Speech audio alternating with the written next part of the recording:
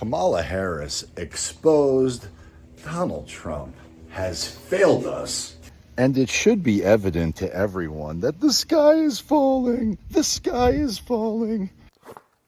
If you can't beat them, join them. And I have to be totally transparent. I finally drank the Kool-Aid, or liquid death, or vaccinated death, or whatever it is they, them, and those want us to be destroyed by. But I drank the Kool-Aid. But I finally accepted how unbelievably divided we are racially. In fact, I went to the post office this week, and you know who works at a post office, right? And while I was at the post office sending out a letter using their system, which is totally ineffective relative to a private corporation, but I digress.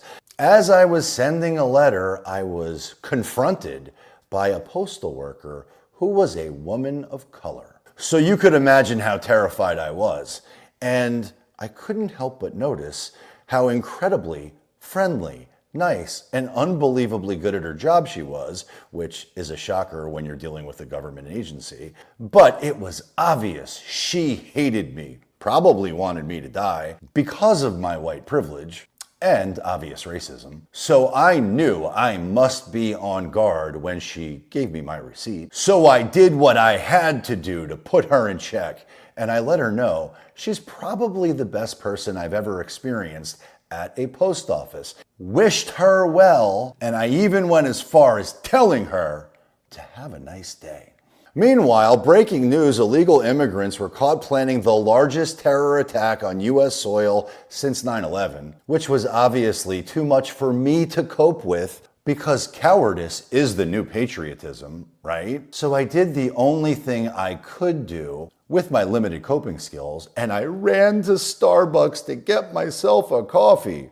And as I drank it, I thought to myself how racist those white lids are.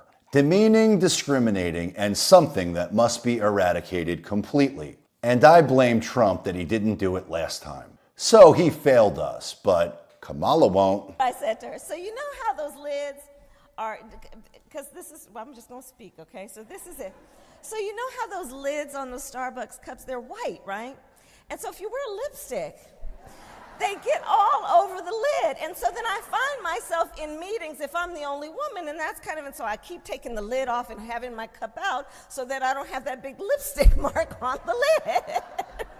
So I said, can we do something about the color of the lid?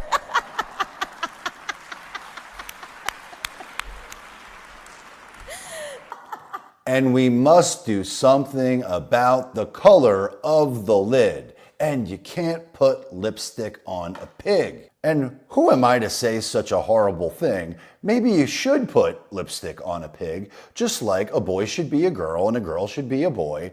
And Americans should bend over and take whatever the system tells them to do very seriously, because freedom of speech is the biggest threat to the United States of America. Everyone knows this. And shame on me for being so specific. It's not the freedom of speech that's the biggest threat to America. It's the Constitution itself. And you can't make this stuff up. According to the New York Times, which should always be trusted and never questioned, the Constitution is sacred. Is it also dangerous? One of the biggest threats to American politics might be the country's founding document. And I don't think anybody can argue with that, because I can speak for myself and say that I should definitely not be able to say whatever I want to, because I'm not smart enough. I'm not wealthy enough. I'm not elite enough. I'm not entitled enough. I'm not plugged into the matrix enough. So me having freedom of speech, you having freedom of speech, is a terrible idea. And Brazil couldn't agree more, which is why they decided they need to ban X, otherwise known as Twitter, or let's just call it who it really is, Elon Musk. But in an effort to combat disinformation, Brazil gave one judge broad power to police the internet. Now, after he blocked X, some are wondering whether that's a good idea. And shame on them for having a question or wondering anything. Nobody should be allowed to wonder anything. Wondering should be outlawed immediately because everybody knows it's not safe. And every American has the right to feel safe where they live, like, for example, in Aurora, Colorado, or perhaps in Chicago or New York. And as Kamala and Joe celebrate the fact that they did it. We did it, Joe. Everyday prices are too high. It feels so hard to just be able to get ahead. And prices are still too high. We did it, Joe. For many families, there's not much left at the end of the month. Costs are still too high. A loaf of bread cost 50% more today than it did before the pandemic. Ground beef is up almost 50%. We did it, Joe. There's a serious housing shortage.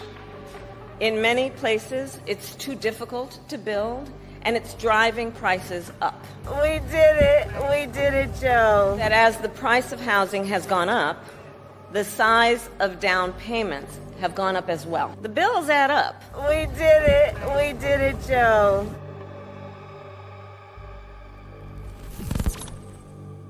This American citizen woman, and I don't think that we should even be allowed to say woman anymore. It's far too triggering and aggressive. She is spitting fire at the liberals in Chicago. Like in the words of Malcolm X, who told us what? That the white liberal is the worst enemy to the black man. Yes. And he is coming up in here acting like y'all representing some social justice. Say that, but all along, Say all that. you're doing is trying to use black people Say to that. find a reason to make some money. Say Let me that. tell y'all something over there. We're done. The Democratic Party is done. Abuse the black Trump American. gonna come in here and gonna clean it up. Do just like R.A. Jr. Just do like that Tulsi lady. You better get up out the Democratic Party. Save yourself. Because if y'all don't, we coming for your seats. We ain't taking no disrespect from a bunch of people who have broke into the country and now have completely broke the city, have completely disgraced the United States of America. America is a disgrace. The number one function of a president is to be the commander-in-chief. You tell me anything about a Kamala Harris that look like she can protect this country after y'all done sat up here and let it get overridden with a bunch of illegals. Y'all done sat up here and put America's hands in all kind of wars. And you telling me a TACON man that ran from duty, Kamala Harris, who don't know what race she is, gonna protect this country? The devil is a lie. God bless America and God bless that lady. Because the truth is, when my daughters and I watched the interview of Kamala and Walz, who, by the way, his family does not support him whatsoever, and nobody knows you like your family, so if your family essentially disowns you when you're running for president or vice president, it's a leading indicator that you're probably not fit for the job. Unless, of course, that job is to allegedly fondle, diddle, and molest little children. Which, to be clear, is a horrible idea, but I'd be lying if I didn't say that weirdo gives off those vibes. Allegedly to some people. Up to and including, evidently, his family. And it's so obvious that they're bizarre. I mean, I look at this Walz guy and I'm like, again, I don't know. I don't have a police report that I'm not sharing or something, but that guy, not babysitting my kids. Like, no way. Yeah. No way. Which is what. And I think we can all agree by now that the border czar Kamala Harris has done an amazing job protecting our country. And I'm sure she's going to do an even better job in the future. So I'm not exactly afraid that there's any threat imminent at any point ever, because I'm sure all of these illegal aliens are all looking to max out life, liberty, and pursuit of happiness and contribute to the optimization of our country. I'm sure they're all true patriots that love and bless America. So of course we should let everybody in, no questions asked, and not worry for a second about the fact that, breaking news, illegal immigrants were caught planning the largest terror attack on U.S. soil since 9/11. Breaking news, the Justice Department says a planned terror attack in New York City has been thwarted. The suspect allegedly wanted to target Jewish people on October 7th, 1 year after the attack in Israel. The suspect was quoted by the FBI as saying, "If we succeed with our plan, this would be the largest attack on U.S. soil since 9/11." CBS's Nancy Cordes is at the White House with new reporting. Good evening, Nancy. It is chilling to read what this suspect was planning. It really is, Nora, and it took the FBI working with Canadian law enforcement to identify and apprehend this suspect, who is now accused of plotting to carry out a mass shooting at a Jewish center in Brooklyn, which authorities say he wanted to do just over a month from today.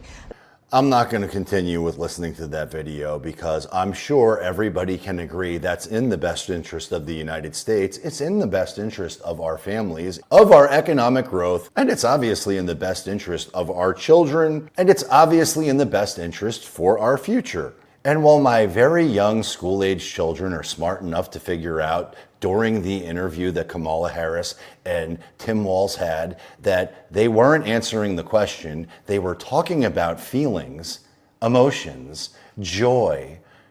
Are you fucking kidding me? My 9-year-old can figure out that they're not answering the question? I'm curious why almost nobody is asking the question that, given that the United States was one of the winners of World War II and we were the dominant superpower in the world, how is it that Japan, the country that we dropped a nuclear bomb on, has a civilization, a population that is peaceful, civil internally, and more unified as a country? It's interesting to me that all of the losers of World War II on a World War stage all seem to have similar traits. And yet the big winner, the United States, is hemorrhaging cash, failing across the board, and almost completely politically divided. And that's the type of question which I should never be able to ask, and I should absolutely be censored for immediately. So I fully expect for this channel to be deleted very soon. But in the meantime, the one thing I don't question for a second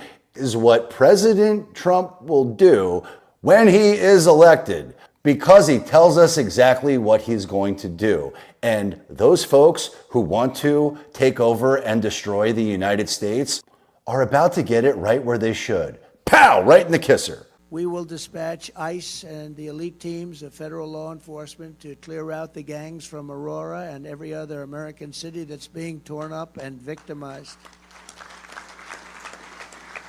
And we'll get MS-13 and other vicious gangs out of our schools, out of our high schools, your communities, and out of our country. We're going to get them out of our country fast. You know, when I get them out. All of them. And more importantly, God bless America.